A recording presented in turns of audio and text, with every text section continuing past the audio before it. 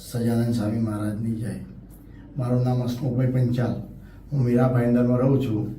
જ્યારે ઘનશ્યામ પ્રદેશમાં પ્રમોદ સ્વામી વિચરણ કરવાના હતા ત્યારે મીરાભાઈ અંદરમાં અમને સેવાની તક મળી. સ્વામીજી જ્યારે સધામ ગયા ત્યારનો હું ઉદાસીમાં હતો, પણ મને એક સંકલ્પ થયો કે જો હવે આપણું શું તો જો પ્રમોદ સ્વામીમાં રહીને સ્વામીજી વિચરણ કરતા હોય તો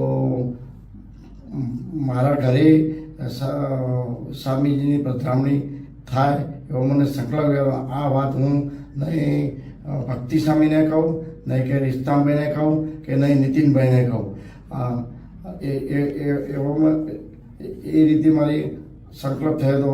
અને પછી જ્યારે મને 3 તારીખે મારા લીડર અમિતભાઈનો ફોન આવ્યો કે માસા તમારે ઘરે સ્વામીજીની પહેલી પધરામણી તમારા ઘરે છે, ત્યારે મારા આનંદનો પાર ન રહ્યો અને હું એટલો ખુશી થઈ ગયો. સાચે જ સ્વામીજી પ્રમોદ સ્વામીનું વિચરણ કરે એવો મને નિશ્ચય થઈ ગયો અને ખરેખર હું એટલો રાજી થઈ ગયો, એટલો રાજી. અને પછી જ્યારે સ્વામીજી મારા જ્યારે 4 તારીખ સ્વામીજી જ્યારે મારા ઘરે આવે છે ત્યારે આ પ્રસંગ બધો મેં સ્વામીજીને કહ્યો અને ત્યારે મારા આંખમાં આંસુ હતા અને આ પ્રસંગને સ્વામીજીને કહ્યો.